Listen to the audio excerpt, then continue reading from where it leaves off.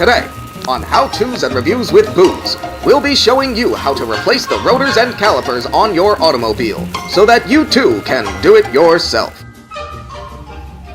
Alright everyone, today we're going to be replacing the calipers and rotors on a 1998 third generation Toyota 4Runner.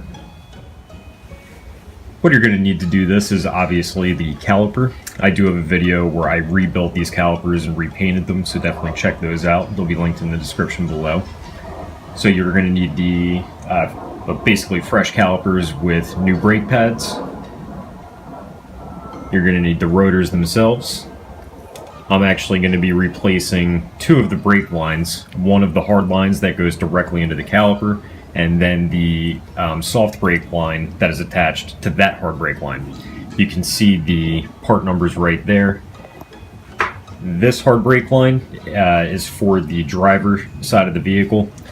You can see the part number, write it down if you're going to be buying the exact same setup. You've got the soft brake line, which is the same part number for both the passenger and driver side. You've got the rotors, which are the same part number. Again, the flexible hose, that's the soft line. This hard line is for the passenger side, and then obviously we have the passenger side caliper.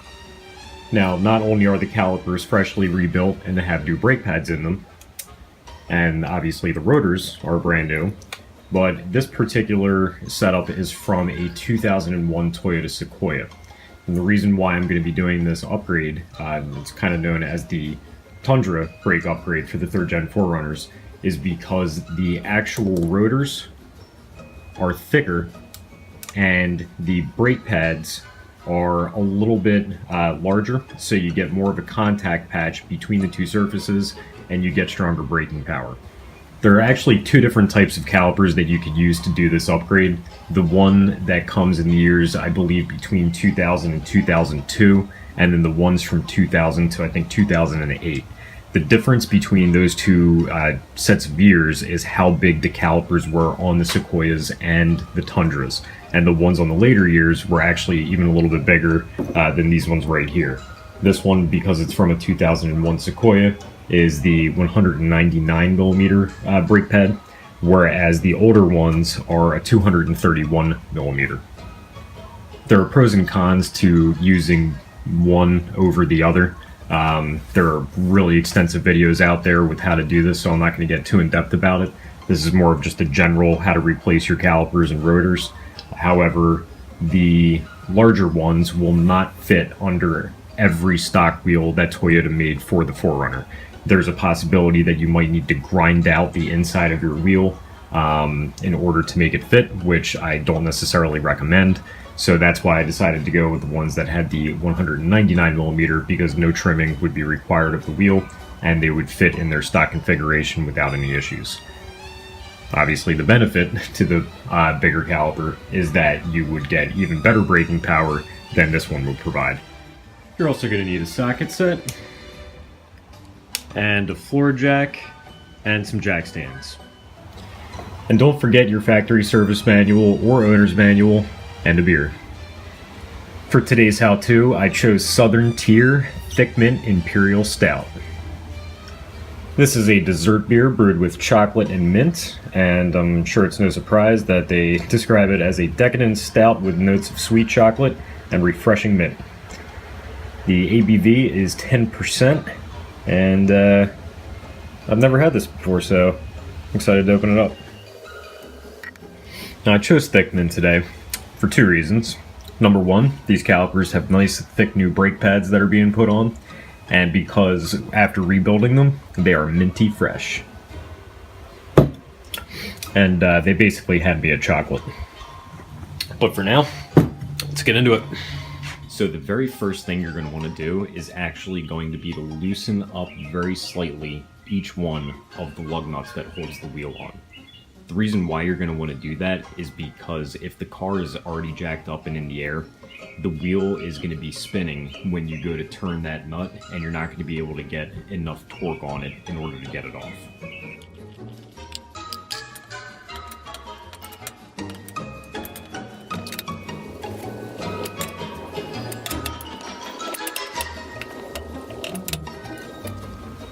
Next, you're going to put some wheel blocks in the front and in the back of your rear wheel.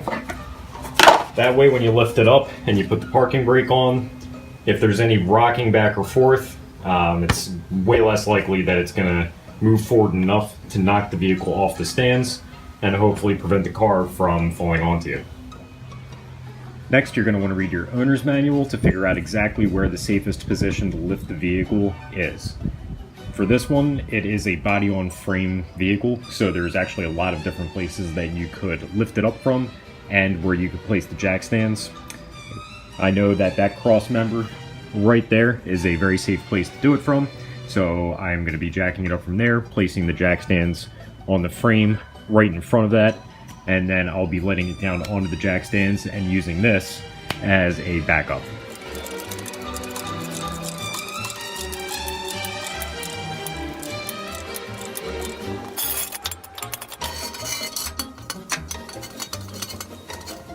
And then slowly back it down and make sure that it's going to rest exactly on those jack stands.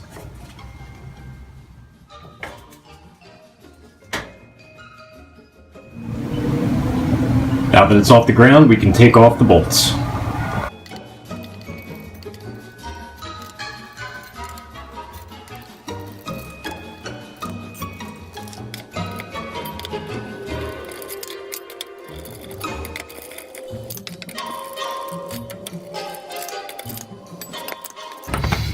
And now you can take off the wheel.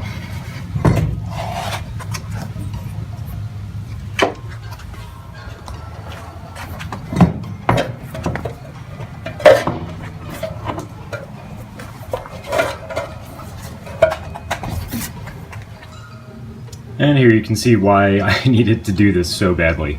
The brake pads have pretty much worn out at this point. I was getting the screech that the brake pad wear indicator makes for a couple of weeks now, and just recently I heard a bit of a grinding sound, which is obviously the bare metal of the brake pad scraping against that rotor, and you can see it's not even close to flat or really anything good. Now we're going to be taking off this bolt and this bolt off of the caliper. These bolts are 17 millimeter, so just grab your socket set and a small breaker bar and get them off.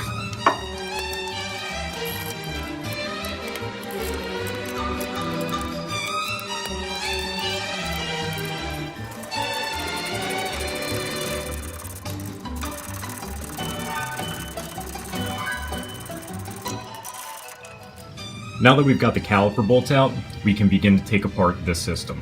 And as I mentioned before, I'm going to be replacing that hard brake line and that soft brake line right there. I've already put a little bit of PB Blaster on the nut so that it's a bit easier to take off. And before I take off the caliper, I'm actually going to do that line right there. As soon as these soft brake lines are detached, they're going to start leaking brake fluid. And that's partly why I want to replace these first, because you can see right here, these are the ends that are going to be going into the next piece of the hard brake line. And back here, where the other piece of hard brake line that attaches to the caliper is going to go in, I have blocked off with these twist-on wire connectors and a little bit of threading tape. This way, once they get replaced, they won't be leaking and I can focus on getting the caliper into place. So first we're going to remove this clip and this clip, which are basically just retaining clips for this soft brake line.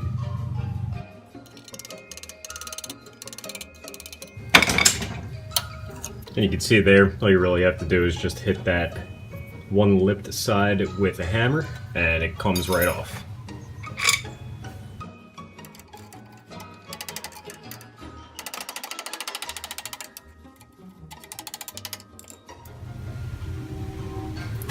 Now normally you would have to take this part off if you were only going to be replacing that hard brake line, but in this case, because we're replacing both, I'm not even going to worry about taking the time to take that part apart.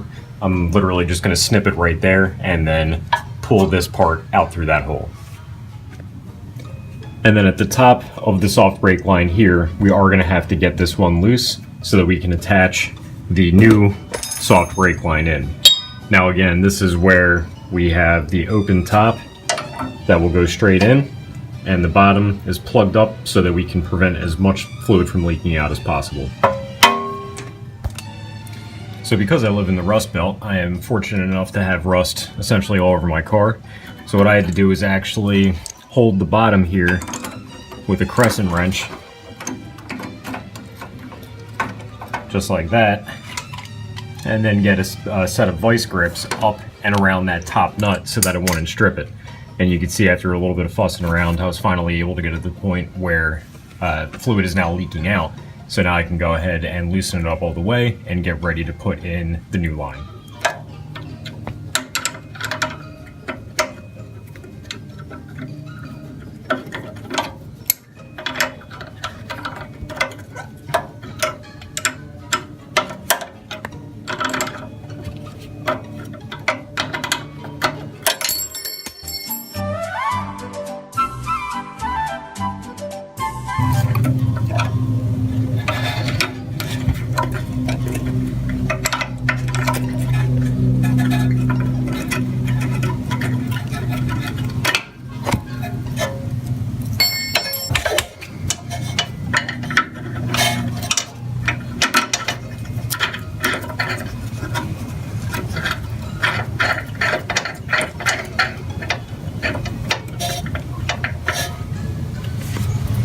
Now we can clip the hard brake line.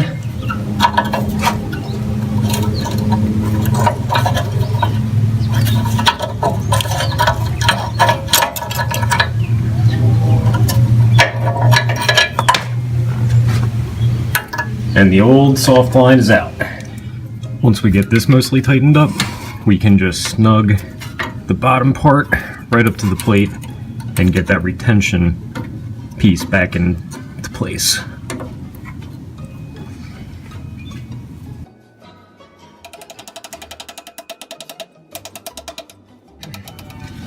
And then firmly tighten.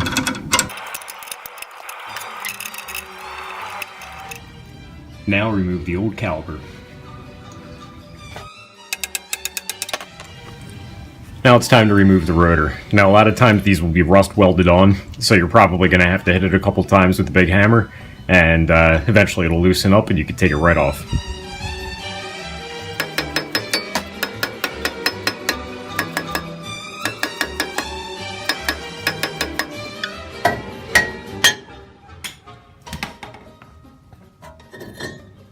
Before you put the new rotor on, just spray it down with a little bit of brake clean, wipe it up, get some of that dirt and particulate from when it just sits around off.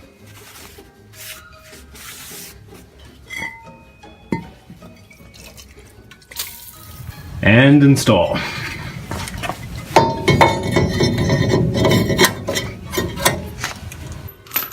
Then you're going to want to take your lug nuts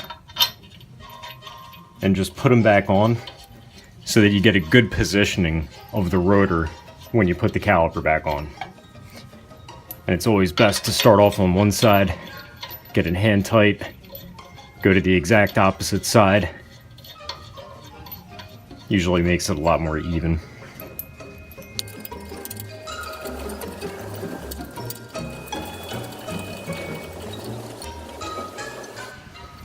Then just get it nice and hand tight. And now we could start fitting the caliper into place.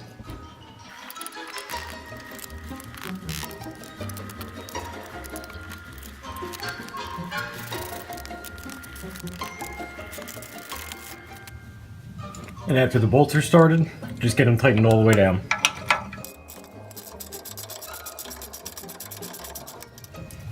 Now you're going to want to tighten up the bolts to whatever the recommended torque setting is. In our case, it's going to be 90 foot-pounds.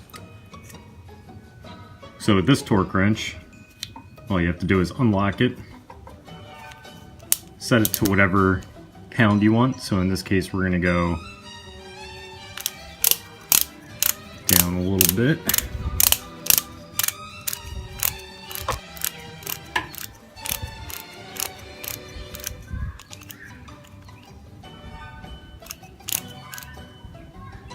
Until we get to 90, as you can see right there.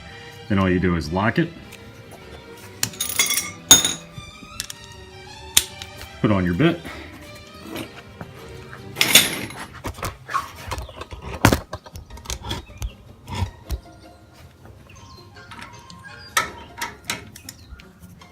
pop it in, and this will automatically stop and make a click sound as soon as you get to 90 foot-pounds. Just like that. There we go. And then you're going to want to do that for all 4 bolts on both sides. Now we can reattach all of the brake lines. You can see the hard brake lines right here, soft brake lines right here.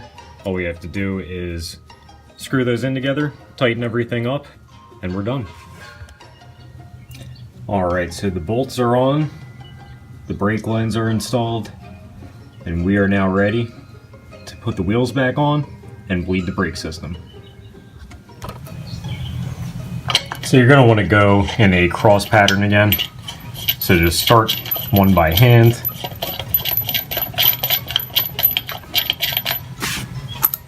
Then go to the opposite one.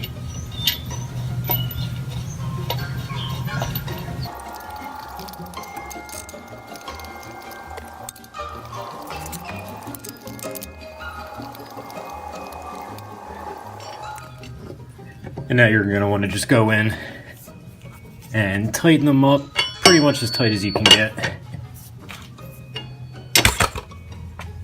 Now that these things are relatively tight, you can actually see what I was talking about before with when the car is off the ground and there's too much torque, you actually can't spin that bolt any more or any less because the entire wheel will move with it. And now we can let the car down.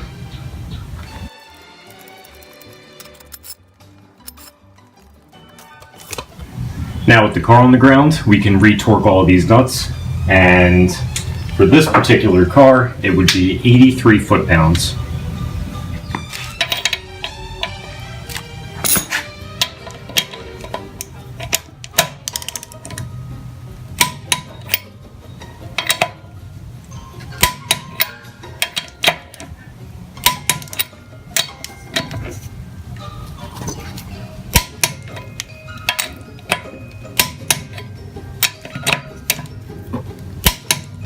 And just double check them.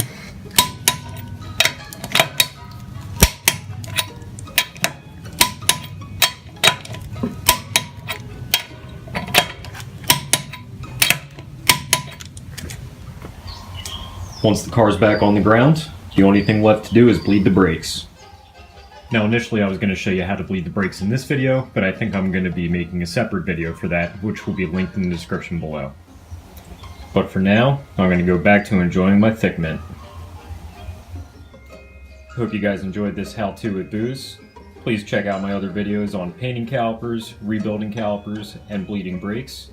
Hit the like and subscribe button if you haven't already. Post any comments or questions below, and I'll see you next time.